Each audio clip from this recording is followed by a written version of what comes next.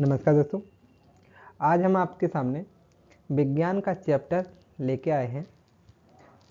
सजीव और निर्जीव, परिचय और अंतर एवं विशेषताएं। सजीव क्या होते हैं, निर्जीव क्या होते हैं, उनका परिचय क्या है, उनकी अंतर क्या है, सजीव और निर्जीव में अंतर क्या होता है, उनकी विशेषताएं क्या होती हैं, आज हम इस टॉपिक में जानेंगे। तो अगर आपको वीडियो अच्छा लगता है दोस्तों तो लाइक करें, कमेंट करें और चैनल को सब्सक्राइब करें। तो चलिए दोस्तों वीडियो को शुरू करते हैं। पृथ्वी विभिन्न प्रकार की वस्तुओं से मिलकर से बनी है। पृथ्वी जो है, पृथ्वी विभिन्न प्रकार की वस्तुओं से मिलकर से बनी है। जैसे पेड़, क्या दोस्तों, पेड़, एक मिनट दोस्तों, पेड़, नदी, भूमि, पत्थर और पहाड़, पंछी व जंतु आदि, यह सभी परिवेश जिसे सराउंडिंग का हिस्सा है। इन वस्तुओं को मुख्यतः दो भागों में, कितने भागों में, दो भागों में बांटा गया है। कौन कौन से दो भाग हैं? एक है हमारा सजीव है, लिविंग बींग्स, और निर्जीव, सजीव और निर्जीव में नॉन लिविंग बींग वाला। वे सभी वस्तुएं जिनमें जीवन है, क्या है दोस्तों, जिनमें जीवन है, हमारी सजीव कहलाती हैं। और वे वस्तुएं जिनमें जीवन नहीं है, हमारी निर्जीव कहलाती हैं। मतलब जिसमें जीवन होता है, जिन जिन जिन चीज़ों में हमारा जीवन होता है वो सजीव होती हैं, और जिनमें जीवन नहीं होता वो हमारी निर्जीव कहलाती हैं। सजीव क्या होते हैं? लिविंग बीइंग क्या है आपके? वे जीव जिनमें श्वसन, गति, वृद्धि और जीवन, जनन, पोषण आदि क्रियाएं पाई जाती हैं, हमारे सजीव कहलाते हैं। क्या? जैसे गाय, बकरी, ऊंट, शेर, नीम,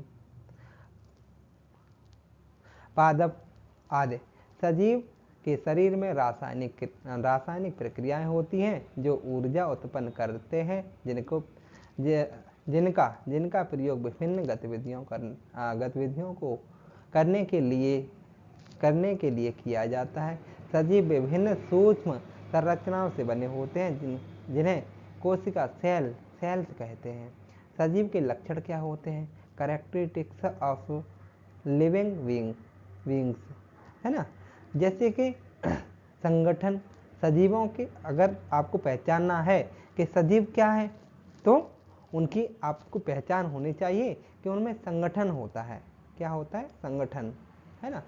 जैसे सजीवों की रचनात्मक इकाई कोशिका, सेल, तथा इनका संगठन कोशिकी होता है। सजीव एक कोशिकी और द्विकोशिकी होते हैं, किंतु कोशिका की उत्पत्ति के बिना सजीव का अस्तित्व नहीं। मतलब सजीवों में कोशिकाएं पाई जाती हैं। सजीवों में श्वसन होता है, रेस्पिरेशन होता है। क्या होता है? श्वसन होता है सजीवों में। अगला है पोषण होता है। सजीवों में पोषण क्या होता है? जैसे न्यूट्रिशन क्या होता है? भोजन ग्रहण करने से पहले उनकी कोशिकाओं द्वारा प्रयोग के लिए उपलब्धता तक की सभी प्रक्रियाएं पोषण कहलाती हैं। अंतःग्रहण, सजीवों में अंतःग्रहण होता है। जैसे भोजन और पेय या अन्य पदार्थों को निगलने या अवशोषण करके शरीर में ले जाने की प्रक्रिया अंतःग्रहण कहलाती है। जो हम अपने भोजन खाते हैं और भोजन को मुंह में चबा के अंदर ले जाते हैं, इसे ही अंतःग्रहण कहते हैं। पाचन होता है, हमारा सजीव जो होगा उनमें पाचन होगा, डाइजेशन, है ना। सजीवों में क्या लक्षण होता है? पाचन। सजीव होगा वो क्रिया को पचाएगा, है ना। आगे अवशोषण क्या होता है? अवशोषण क्या होता है देखते हैं। अवशोषण वह प्रक्रिया है जिसके द्वारा पाचन के उत्पादन को रक्त द्वारा अवशोषित किया जाता है। अगला है डी ऑप्शन है एसिमिलेशन क्या होता है? इस प्रक्रिया में पचित भोजन का प्रोटोप्लाज्म में परिवर्तन हो जाता है। मल त्याग क्या होता है? सजीवों द्वारा अपशिष्ट पदार्थ या अपचित भोजन के निर्वाहन की प्रक्रिया मल त्याग कहलाती है। क्या कहलाती है? मल त्याग कहलाती है। सजीवों में वृद्धि होती है, ग्रोथ होता है ना। उनकी सजीवों में गति होती है, मूवमेंट होता है। अगला पूछा जाए के सजीवों के प्रति अनुक्रिया होती है। क्या होती है? Response to stimulus. सजीव संवेदनशील होते हैं। कैसे होते हैं? सजीव संवेदनशील होता है तथा उद्दीपकों के प्रति प्रतिक्रिया करते हैं। सजीव परिवेश में होने वाले परिवर्तन के प्रति किसी न किसी प्रकार से क्रिया करते हैं, जिन्हें उद्दीपनों के प्रति अनुक्रिया करते हैं, है ना।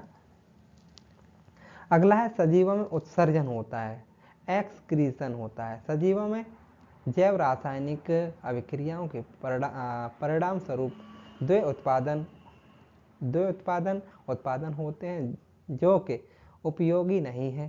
सजीवों द्वारा अपशिष्ट पदार्थों को शरीर से बाहर निकालने की क्रिया को उत्सर्जन कहते हैं। क्या कहते हैं? उत्सर्जन किसे कहते हैं? जो शरीर के अंदर जो अपशिष्ट पदार्थ हैं, कैसे अपशिष्ट पदार्थ हैं, उनको बाहर निकालना ही आपका उत्सर्जन कहलाता है ना। जैसे कि प्रजनन होता है, मतलब सजीव प्रजनन भी करते हैं, रिप्रोडक्शन भी करते हैं।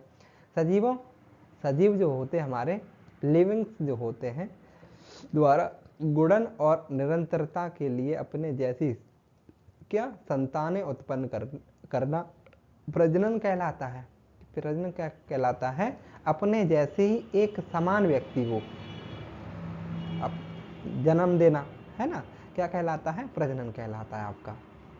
आगे देखते हैं अनुकूलन, एडाप्टेबिलिटी। सजीवों में परिवेश के साथ साथ बेहतर समायोजन करने के लिए होने वाले संरचनात्मक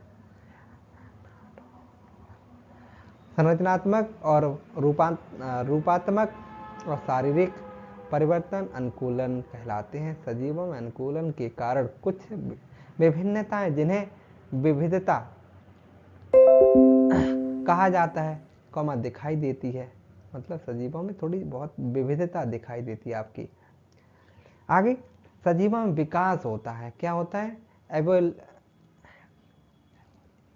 एवोल्यूशन होता है। विकास को किसी भी शुद्ध दिशात्मक परिवर्तन या किसी भी पीढ़ी में सजीव जो होते हैं, जीव जो होते हैं, या आबादी की विशेषताओं में किसी भी संचय परिवर्तन कम्युनिटिव चेंज के रूप में परिभाषित किया जा सकता है। अब निर्जीव हमारे क्या होते हैं? नॉन लिविंग बीइंग क्या होते हैं हमारे, है ना। सजीव जो होते हैं, सजीव और निर्जीव, हमने दो भागों में इस बात कही थी, एक सजीव की एक निर्जीव की। अब दूसरा भाग है मेरा निर्जीव का।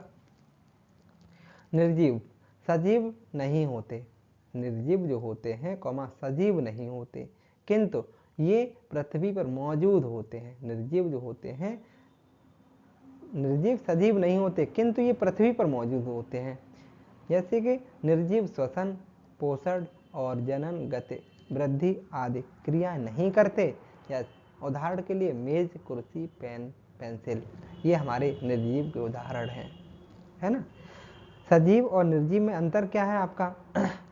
जैसे कि सजीव में आकृति और आकार होता है। सजीवों में अमीबा पूछा जाएगा, अमीबा किसका उदाहरण है, सजीव या निर्जीव का? तो आप बताएंगे अमीबा सजीव का उदाहरण है।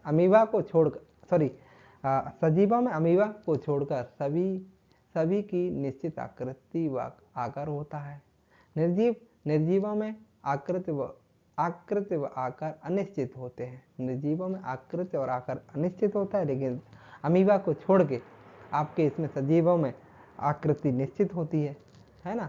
आकृति और आकार निश्चित होता है आपका। जीवन चक्र की अगर बात करें, सजीवों का जीवन चक्र कैसा होता है देखते हैं। सजीवों में सजीव जो होते हैं हमारे, सजीव के जीवन चक्र में चार चरण होते हैं। जैसे जन्म, वयस्क, वृद्धि और वृद्धि व मृत्यु। आपके ये चार चरणों में आपके जीवन चक्र होता है सजीवों का। निर्जीवों में कोई जीवन चक्र नहीं होता, यहाँ पे कोई जीवन चक्र नहीं होता है। जैसे जीवन काल की अगर बात कही जाए कि सजीवों का जीवन काल कैसा होता है। सजीव औसत जीवन काल तक जीवित रहते हैं। सजीव जो होते हैं एक निश्चित एज तक जीवित रहेगा, जबकि निर्जीव अनिश्चित काल तक जीवित रह सकता है आपका, है ना। वृद्धि सजीवों में वृद्धि होती है, हाँ होती है। जैसे कि आकार और जनन में वृद्धि होती है सजीवों में, है ना, जो आंतरिक होती है। आगे सजीवों और निर्जीवों में क्या होता है? निर्जीवों में वृद्धि, जो वृद्धि शरीर के बाहर होती है। निर्जीवों में जो वृद्धि होती है शरीर के बाहर होती है। गति की अगर बात करें तो सजीवों में गति होती है, सजीव स्वयं गति कर सकते हैं, निर्जीव स्वयं गति नहीं कर सकते हैं, है ना। जैसे उपापचय अगर बात करें, सजीव अपचय और उपचय क्रियाएं करते हैं, जैसे कि निर्जीवों में ये क्रिया नहीं होती हैं आपकी। पोषण की अगर बात करें, सजीव कोश की ऊर्जा के लिए तथा उनके निर्माण करते हैं, है ना। जैसे कि निर्जीवों में क्या होता है, जैसे उपापचयन की क्रिया न होने के कारण पोषण की आवश्यकता रखकर हेतु ऊर्जा के लिए पोषण करते हैं होती है। श्वसन की अगर बात करें, सजीवों में श्वसन होता है, हाँ होता है, निर्जीवों में नहीं होता है। उत्सर्जन की अगर बात करें कि सजीवों में उत्सर्जन होता है, हाँ होता है। अपशिष्ट पदार्थों का उत्सर्जन, जो सजीव जो होते हैं अपशिष्ट पदार्थ जो होते हैं हमारे अपने शरीर से वो बाहर निकाल देते हैं, निर्जीव नहीं निकालते हैं। प्रजनन की अगर बात करें तो प्रजनन, हाँ सजीवों में प्रजनन होता है, इसमें प्रजनन नहीं होता है ना। उद्दीपन की अगर बात करें, सजीव संवेदी होते हैं और तथा उद्दीपकों के प्रति प्रतिक्रिया करते हैं, जबकि निर्जीव संवेदी नहीं होते हैं आपके। अनुकूलन की अगर बात करें, अनुकूलन क्या है? वातावरण के अनुसार सजीव अनुकूलन क्षमता दर्शाते हैं और निर्जीव नहीं दर्शाते हैं। सजीव जैसे कि ठंडी पड़ती है, गर्मी आती है, ठंडी के मौसम में वो उनको ठंड लगती है, कपड़े पहनते हैं, है ना, जैसे मनुष्य हो गया, है ना। सजीव प्राणी है, जानवर हो गए सजीव प्राणी है ना। विकास की अगर बात करें, विकास सजीवों में परिवर्तन होता है तथा ये विकसित होते हैं, निर्जीवों में कोई परिवर्तन नहीं होता। अगर बात करें सजीवों में परिवर्तन होता है, पेड़ पौधे भी एक सजीव ही होते हैं, क्योंकि उसमें समय के अनुसार उसमें परिवर्तन होता रहता है। निर्जीवों में कोई परिवर्तन नहीं होता है। संगठन की अगर बात करें, कोशिकीय संगठन होता है, सजीवों में कोशिकीय संगठन होता है, इसमें कोशिकीय संगठन नहीं होता है आपका निर्जीवों में। जीव द्रव्य, सजीवों में जीव द्रव्य पाया जाता है और जबकि निर्जीवों में जीव द्रव्य नहीं पाया जाता है। ये कुछ आपके सजीव और निर्जीव से ऑब्जेक्टिव टाइप के क्वेश्चन है दोस्तों, इन्हें देखते हैं हम। सजीव जो होते हैं हमारे, सजीव क्या होते हैं, निर्जीव क्या होते हैं, आप समझ गए होंगे दोस्तों। क्वेश्चन आंसर देखते हैं। सभी वस्तुओं का वर्गीकरण किस श्रेणी युग्म में किया गया है? तो आपको जो जितने भी जो सजीव और निर्जीव जो होते हैं उनको दो भागों में बांटा गया है आपकी सजीव और निर्जीव में, है ना। जैविक और सजीव में, अजैविक और निर्जीव में नहीं, उक्त में से कोई नहीं, सजीव और व निर्जीव में बांटा गया है। निम्न में से कौन सा सजीवों का लक्षण है? सजीवों का लक्षण क्या है? गति होती है, वृद्धि होती है, जनन होता है, हाँ बिल्कुल होता है, प्रजनन और जनन, है ना। उपयुक्त सभी हो जाएगा आपका, जैसे यहाँ पे उपयुक्त सभी हो जाएगा। यह सजीवों के जीवन के लिए आवश्यक है, क्या है? सजीवों के जीवन के लिए आवश्यक क्या है? वायु, भोजन, जल, उपयुक्त सभी। हमें सजीवों के लिए वायु भी चाहिए, भोजन भी चाहिए, जल भी चाहिए, है ना। और ये निर्जीवों के लिए नहीं चाहिए होते हैं। निर्जीवों का लक्षण क्या है? गति होती है निर्जीवों में? नहीं होती है। श्वसन होता है? नहीं होता है। पाचन होता है? नहीं होता है। सजीव जो निर्जीवों का लक्षण क्या है आपका? कोई नहीं। निर्जीवों का लक्षण गति होती है निर्जीवों में?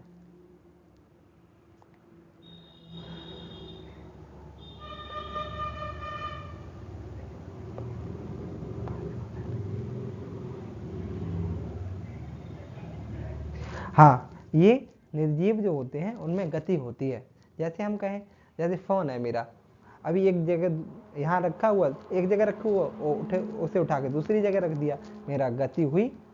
जैसे बुक है, निर्जीव, बुक निर्जीव है, लैपटॉप है, फ़ोन है, चेयर, टेबल हो गई, ये चीज़ें कैसी होती हैं? निर्जीव होती हैं। तो इनमें गति पाई जाती है ना। तो आपकी गति, निर्जीव का लक्षण है गति। जैसे पादप की अगर बात करें, पादप क्या होते हैं? सजीव होते हैं, निर्जीव होते हैं? आपसे पूछा जाएगा पादप हमारे क्या होते हैं? पादप टिश्यूज जो होते हैं क्या होते हैं आपके? सजीव होते हैं। पेड़ पौधे आपके कैसे होते हैं? सजीव होते हैं। जैसे वायरस सजीव है या निर्जीव है? आपको बताना होगा। वायरस जो होता है आपका सजीव होता है या निर्जीव होता है? बताइए दोस्तों। वायरस की अगर हम बात करें तो वायरस, एक मिनट दोस्तों,